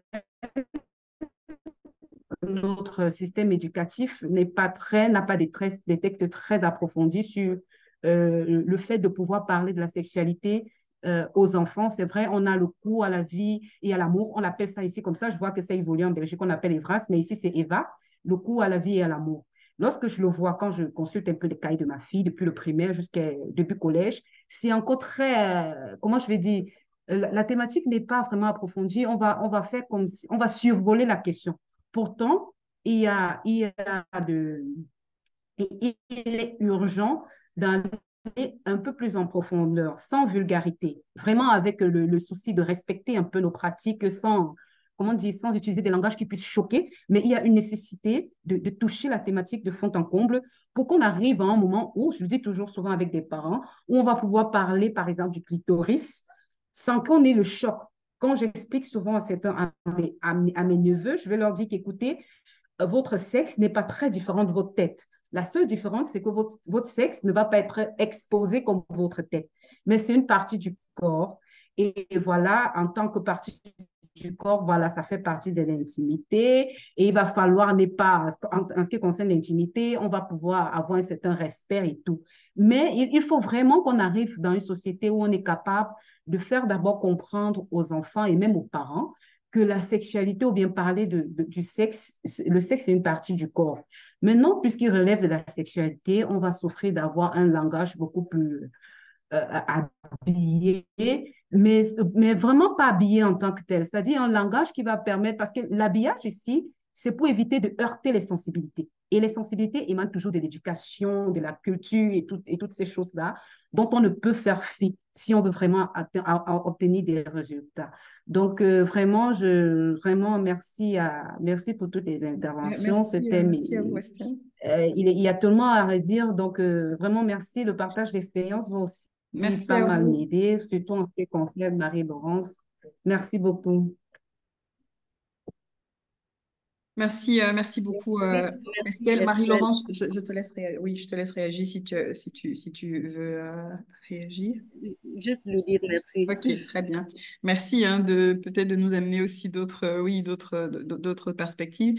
Et comme je reprends aussi ce que tu disais à Christelle directement aussi quand on parle d'éducation à la vie relationnelle, affective et sexuelle, tu vois on a toujours ce focus là sur la sexualité. Et comme tu disais, ce sont les trois composantes finalement aussi des relations humaines et donc oui dont la vie sexuelle en fait partie. Et tout à fait, je vois aussi vraiment que bah, ici, ce qui fait plus l'origine du tabou, finalement, c'est voilà, c'est la question de la sexualité beaucoup plus qu'autre chose aussi.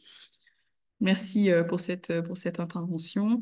Alors, est-ce qu'il y a quelqu'un d'autre souhaite partager une expérience, poser une question à nos différentes intervenantes? C'était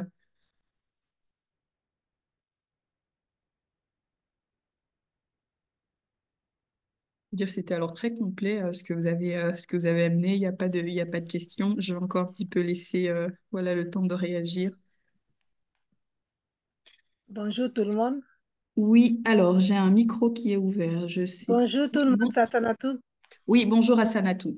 Oui, bonjour, vous allez bien. Nous allons très bien. Merci pour ces informations qui sont très, très importantes pour nous, les associations. Voilà, je voulais juste poser une question par rapport à l'intervention de Christelle. Apparemment, les actions, les efforts sont focalisés sur les écoles, hein, dans le cursus scolaire. Donc, vous avez deux formations, 2 heures, 2 fois par semaine. Voilà. Donc, pour les parents, vous avez dit que les parents, je n'ai pas compris que les parents étaient un peu une cible privilégiée dans vos actions de planning familial. Bon, moi, je pense surtout aux parents qui n'ont pas été à l'école, qui sont un peu en dehors des canaux de communication et qui n'ont pas d'informations. Je pense que c'est une frange qui peut être un peu laissée pour compte et qui peut avoir un impact sur vos actions entreprises. Je ne sais pas s'il y a une stratégie que vous avez mise en place ou bien s'il y a, je pense à des images, je pense à d'autres manières de les aborder, le sujet, pour que les parents soient un peu acquis à la cause, afin que la formation qui se donne à l'école puisse un tout petit peu être prolongée à la maison. Parce qu'il y a des enfants, comme on l'a si bien répété, le sujet est tabou. Le sujet est tabou. Quand les enfants vont commencer à en parler à la maison, ça va être un scandale à la maison, probablement. Donc, est-ce qu'il y a d'autres manières pour vous de pouvoir toucher ces populations qui semblent un peu à l'écart des canaux de communication, qui ne comprennent pas trop bien les choses et voilà, qui restent mal informés? Merci pour votre question. Ben, alors, il y a plusieurs choses. Juste une petite précision par rapport à ce que vous disiez. Donc, c'est 2 fois 2 heures d'animation par année, hein. Donc, c'est pas par semaine, hein. Donc, c'est pour ça que je disais que c'était peu, c'est 2 fois 2 heures sur toute une année scolaire pour les sixièmes primaires et les quatrièmes. Maintenant, comme je disais aussi, on a des écoles avec lesquelles on fait beaucoup plus d'années que simplement ces années-là. Mais par rapport aux stratégies d'information, de sensibilisation ou d'animation auprès des parents, euh, il y a plusieurs choses que je voulais dire par rapport à ça. C'est que d'abord, nous, dans notre planning, on a un planning qui travaille beaucoup avec le public adulte aussi, de par les différents projets qu'on a développés ici au sein du centre. Donc, le fait de faire partie des stratégies concertées de lutte contre la MGF, d'avoir une consultation médicale aussi et psychosociale, d'accompagnement des femmes concernées par les MGF, fait qu'on a aussi, au fur et à mesure des années, développer des partenariats avec certaines associations ici qui travaillent avec des femmes adultes ou des hommes aussi également, où on va alors aller faire des animations directement auprès du public euh, adulte. Euh, et donc là, ça va permettre voilà, aussi de donner de l'information. Donc, si je peux donner des exemples très concrets, on intervient dans certaines ASBL de cours de français langue étrangère. On intervient dans des ASBL qui font les groupes de citoyenneté. On intervient dans des écoles de formation pour adultes. Et donc là, on peut aussi aller parfois avec des thématiques EVRAS ou simplement présentation du planning et qu'est-ce que c'est un planning. Et puis, ça permet d'aborder toutes les thématiques EVRAS. Et puis, à côté de ça, on a aussi... j'ai oublié ce que je voulais dire. Oui, voilà. Et sur les thématiques des violences aussi. On fait aussi beaucoup d'animation, sensibilisation aux violences et aux violences fondées sur le genre auprès de publics adultes. Maintenant, ce qu'on n'a pas encore eu l'occasion de vraiment mettre en place, parce que je pense que ce serait vraiment une énorme charge de travail, donc il y a aussi ce côté-là à prendre en considération, c'est qu'on est, même si on est quand même une grosse équipe pour notre part, on reste quand même une petite équipe par rapport à notre capacité d'animation. Et donc, si on voulait faire des animations, par exemple, avec tous les parents de tous les élèves qu'on rencontre en secondaire, bah voilà, ce serait vraiment un truc. Mais en même temps, ça pourrait être une super idée. Ça pourrait être vraiment une piste à creuser, pourquoi pas. Mais ça, de nouveau, en fait, ça devrait passer par les écoles et de nouveau, c'est assez compliqué. Donc, notre philosophie, c'est plutôt de nous continuer dans les animations qu'on propose, mais ne pas toucher que les jeunes, mais toucher aussi les adultes. Et puis, dans le travail d'accueil aussi, qu'on fait au niveau des animations, pardon, des consultations qu'on a ici au centre de planning, donc que ce soit autour des consultations gynéco, mais parfois des consultations psychologiques ou des consultations sociales. Il y a toujours un premier accueil qui est fait au niveau du planning et c'est aussi des moments d'information, c'est des moments où des personnes peuvent venir, des parents ou des adultes peuvent venir avec leurs questions, peuvent venir avec leurs questions tout seuls, peuvent venir avec leurs questions avec leur enfant ou leur adolescent. Donc, il y a aussi tout un travail beaucoup plus individuel qui peut être fait. Et ça, c'est intéressant aussi pour sortir un peu parfois de la question du tabou, c'est que le tabou, il est aussi sous le regard des autres. Il y a une pression communautaire aussi parfois au tabou. Et donc, le fait de proposer un espace individuel sous secret professionnel, ça permet aussi parfois ben voilà, des familles qui sont désireuses d'avoir de l'information, de pouvoir donner de l'information aux enfants, mais que tout ça soit fait dans quelque chose de très sécure et de très confidentiel. Voilà, Merci. j'espère avoir répondu à la question. Merci Christelle, j'espère que j'espère Assanatou que Christelle a répondu à ta question. Et sur le second volet où tu parlais de parents qui n'ont pas été scolarisés, s'il y avait des outils, Christelle, est-ce que vous avez développé quelque chose en ce sens ou voilà, Assanatou, voilà, je vous dis ça parce que voilà, au GAMS, il y a toute aussi une approche voilà, des publics qui n'ont pas été scolarisés, voilà, une approche d'outils, hein, fait justement sur base de ces constats de terrain-là. Donc, n'hésitez pas à vous rapprocher. Et si vous pensez de manière beaucoup plus spécifique à faire voilà, une animation Evras avec ce public en particulier, voilà, n'hésitez pas à prendre contact voilà, avec Christelle aussi voilà, pour échanger à ce Ouais. niveau. Et nous, on utilise beaucoup les outils aussi du GAMS, Ouais. suivant là, quand on est vraiment dans des animations plus thématiques, précises, avec certains publics. Et puis, effectivement, on construit aussi beaucoup nos outils Oui. nous-mêmes. On va bricoler avec des photolangage ou avec, voilà, suivant les sujets qu'on veut aborder. C'est très rare qu'on ne se base que sur que du blabla, en fait. Enfin, l'idée, c'est, comme Marie-Laurence l'a dit beaucoup de fois aussi, c'est une approche participative.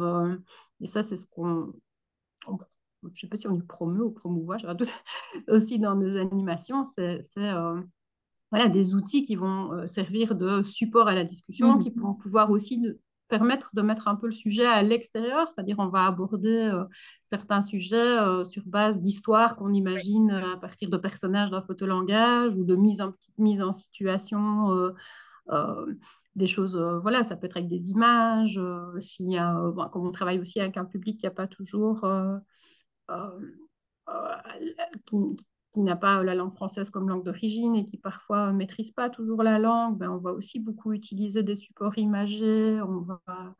Dans différentes On va langues chaque fois. aussi, oui. Voilà. Marie-Laurence, tu Ouais. aussi. Oui, il y a sur le site Access aussi qui propose Ouais, c'est ça, des vidéos dans plein de langues de prévention qui sont vraiment très intéressantes. tout à fait. Alors, je reviens vers vous. Il y a une question dans le chat de Buntu. Je pense que l'école joue un très grand rôle dans le programme d'Evras. Donc, une communication franche et claire saura aider les parents à s'outiller comme certains estiment qu'il leur revient d'aborder la question de la sexualité avec leur enfant. Alors, ensuite, on a Mathilde qui dit deux fois 2 heures par année, c'est votre philosophie propre de travail, ou alors vous prévoyez cela dans chaque classe. Je m'interroge comme l'accord de coopération ne prévoit que 2 heures période par année. Une question. Oui. Donc, ce n'est pas notre philosophie de travail, ça, c'est le décret. C'est l'obligation, voilà, c'est les accords de généralisation de l'EVAS, donc c'est l'obligation légale pour les écoles. C'est le minimum que les écoles proposent. Nous, en général, quand une école nous adresse une demande d'animation, on va avoir dans un premier temps une rencontre avec la direction, l'équipe éducative, parfois le PMS est inclus dans les discussions aussi, ça dépend fort des écoles. Parfois, les professeurs sont inclus aussi, ou certains professeurs. Et la négociation va d'abord se faire autour de c'est quoi les demandes de l'école, c'est quoi les attentes de l'école. Il y a des écoles qui vont être très clairement parfois, alors c'est pas l'habitude que nous on a avec les écoles avec lesquelles on collabore, mais on entend et on sait que ça peut arriver, des écoles qui vont s'en tenir au cadre légal strict, point à la ligne, et qui voudront rien d'autre. Nous, dans la rencontre avec les écoles, on va dire, ben voilà, nous, on peut proposer beaucoup plus que ça. On peut proposer plusieurs thématiques sur plusieurs tranches d'âge. En général, on a des collaborations avec des écoles où on intervient alors j'ai plus toujours les années en tête, mais c'est en tout cas au premier degré, au troisième degré, au deuxième degré, au troisième degré. Donc on va intervenir sur les 6 ans 3 fois, sur des thématiques adaptées. Ça permet aux jeunes aussi ben voilà, de mieux, alors pas nous connaître personnellement, mais en tout cas de connaître le planning et de se dire, ah oui, on a déjà eu le planning en première ou en deuxième qui est venu sur la puberté. Ben, on sait que le planning va revenir en troisième ou en quatrième sur une autre thématique. Et puis on sait que le planning va revenir en cinquième ou en sixième sur une autre thématique. Euh, donc voilà, nous, notre philosophie, ce serait plutôt pouvoir avoir des vraies collaborations avec les écoles dans la durée, où le programme est pensé, discuté, négocié, réadapté. On a toujours aussi des temps d'évaluation avec les écoles. Alors de nouveau, là, on va pas ramener le contenu, comme je disais précisément, de tel élève a dit ça, puisque ça, c'est quelque chose que, comme j'ai dit tout là, on ne fait pas. Mais par contre, on va avoir une évaluation générale. Donc, on demande aussi aux élèves, souvent après l'animation par écrit et de façon anonyme, et puis de notre ressenti à nous aussi, parce que la thématique avait l'air adoptée, est-ce que ça avait l'air de les intéresser. Euh, voilà, donc on va aussi avec l'école, où l'école a parfois des retours d'élèves qui ont redit des choses aux éducateurs ou aux professeurs, s'ils étaient contents, pas contents, s'ils ont trouvé ça chouette ou s'ils ont été choqués, peut-être parfois aussi, ça pourrait arriver. Ça nous permet vraiment de réadapter notre programme d'animation, mais qui est chaque fois alors rediscuté en début d'année scolaire. Donc on a plutôt une volonté, nous, d'intervenir voilà, dans une, j'arrive pas à trouver le mot, dans une Dans une longue continuité. durée, quoi, Voilà, dans c'est le ça temps. que je Oui, voilà, cherche. exact. Ouais. De manière continue, de manière permanente, Ouais. oui, pas se limiter à 2 fois 2 heures. Justement, je Mhm. pense que la question d'Élodie allait dans ce sens-là, qui disait en effet, je suis pas sûre d'avoir compris, est-ce que vous donnez 4 heures pour les sixièmes primaires et 4 heures pour les quatrièmes secondaires? Et je pense que maintenant, voilà, elle a compris et Mathilde, euh, voilà, te remercie. Euh, donc, justement, le décret prévoit 2 heures sauf enseignement. OK. Ok, très bien. Bah, je suis ravie que Christelle ait pu répondre voilà, à vos différentes interrogations pour dire que voilà, les 2 fois 2 heures, c'est un Oui, c'est minimum. même trop Voilà, en fait. C'est ça, je suis en train de me rendre compte que je raconte n'importe quoi sur l'obligation décrétale. C'est aussi, c'est, c'est vraiment plus notre pratique d'avoir 2 séances. Mais c'est donc, c'est vrai ça. que si c'est vraiment une fois 2 périodes, c'est vrai que c'est la notion de 2 périodes, mais deux. Donc, il faut savoir aussi qu'on dit 2 heures, mais en réalité, c'est pas 2 heures. C'est une période, c'est 50 minutes. Euh, donc voilà, 2 périodes, c'est 1h40 en réalité Mhm. d'animation, ce qui est pas très long, quoi. Et donc oui, hein, justement, comme tu disais, l'idée, voilà, avec les centres de planning, c'est d'avoir un accompagnement de manière continue et permanente. Et donc voilà, et donc ça se construit avec les écoles. Ouais, ouais. Donc voilà, il faudra faire un petit, comment on appelle ça, un petit correctif au début de l'intervention, parce que c'est vrai que je crois que je pense que j'ai dit dès le départ, dans le début de l'intervention, j'ai parlé de 2 fois 2 heures, et donc c'est pas juste. Alors, ce serait 2 fois 2 périodes, s'il vous plaît. C'est non, ça. une fois Une, 2 périodes. une fois 2 périodes, voilà, c'est ça. Alors, j'ai une autre question. Qu'en est-il de l'implication des parents? Qu'en est-il de l'implication des parents? Dans les animations dans les écoles, je suppose que c'est la question. Ben oui, enfin, je sais pas ce que je peux vraiment dire de plus Est-ce... par rapport Oui. à ce que j'ai dit tout à l'heure, au niveau bah, que c'est la responsabilité des écoles, en fait. C'est que nous, voilà, ce que j'expliquais tout à l'heure, c'est que nous, on n'a pas, en général, même de possibilité, de capacité d'être en interaction directe avec les parents. Donc, comme il incombe aux écoles de mettre en place les animations, il incombe aussi aux écoles de décider quelle place ils vont donner aux parents dans ces animations-là. Et maintenant, c'est ce que je disais tout à l'heure, que nous, on est tout à fait disponible et disposé pour réfléchir avec les écoles sur quelle place pourrait être intéressante pour les parents, comment les informer, on peut aider, comme je disais aussi tout à l'heure, à la rédaction de courrier ou des choses comme ça. Merci, Christelle. Alors, tac, tac. Non, là, je vois qu'il n'y a plus de questions. Est-ce qu'il y a une... Voilà, est-ce que quelqu'un d'autre a voilà, quelque chose à partager, à amener, d'autres questions à poser, d'autres expériences à... Voilà, si, est-ce qu'il y a quelque chose qui, voilà, qui vous questionne et que vous souhaitez partager ici avec d'autres professionnels, n'hésitez pas. Tac, je vois qu'il n'y a pas de main levée. Oui, moi j'aurais une question. Oui, je vous laisse la parole. Oui, voilà. Par rapport justement à l'implication des parents, euh, je me demandais si, en tant qu'intervenant extérieur, il était de bon ton d'entrer justement en communication avec ses parents pour peut-être pouvoir, comment dire, expliquer un peu la philosophie du travail de l'Evras. Parce que c'est vrai que, voilà, on parle de deux périodes. C'est intéressant de rencontrer les directions, mais moi, je me demande si ce serait pas aussi intéressant de pouvoir expliquer la démarche de ces interventions auprès des parents pour éviter justement comment dire, ben voilà, peut-être les freins, expliquer vraiment ce que c'est, même, et peut-être que justement, que ce soit pas le fait d'une direction et d'un établissement scolaire, mais un intervenant extérieur, ça pourrait aussi être un tiers et un média pour parfois dédramatiser, enfin dédramatiser. Au vu de ce qu'on a vu et des écoles brûlées, je pense que peut-être ce serait intéressant, mais évidemment, est-ce qu'on a le temps, est-ce qu'on a la possibilité de le faire? Ça, c'est autre chose.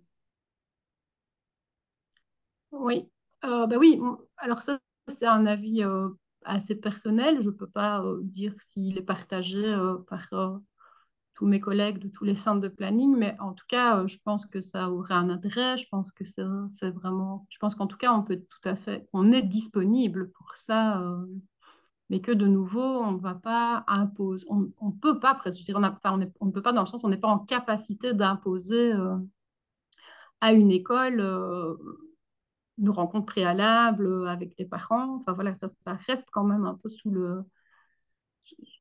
dans les mains des écoles ou des PMS. Mais par contre, par rapport à l'intérêt, je pense que ça aurait vraiment un intérêt, effectivement, de pouvoir un peu dédramatiser. En tout cas, on a beaucoup réfléchi aussi à comment transmettre une information, organiser des réunions. On se rend compte que c'est aussi extrêmement compliqué, c'est énergivore. Enfin, puis voilà, on peut avoir des craintes aussi à un certain moment de oui, mais s'il y a 200 parents qui viennent à se remonter, ben voilà, c'est encore différent quand on doit faire une information à un petit groupe où on sait qu'on va pouvoir vraiment aller assez finement, subtilement dans les échanges et dans les débats que si on se dit on a 200 parents qui viennent à une réunion de parents, enfin, comment est-ce qu'on gère ça mais donc, on a pu aussi voilà, beaucoup réfléchir au moins à des lettres, à des informations et à inviter les parents.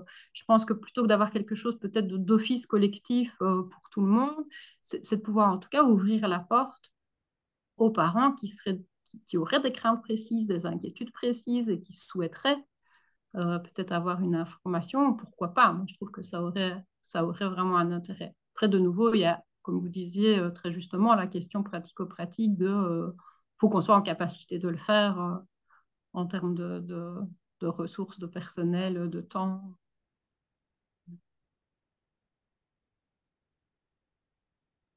Merci. C'est Fred, Christelle a bien répondu à votre question, j'espère.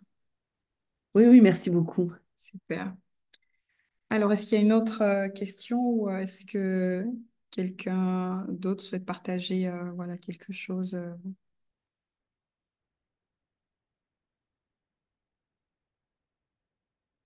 parfait.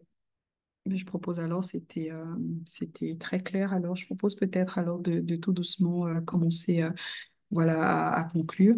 Mais peut-être avant de conclure, je vais vous mettre un lien dans le chat pour avoir votre retour voilà, sur cet atelier. Tac.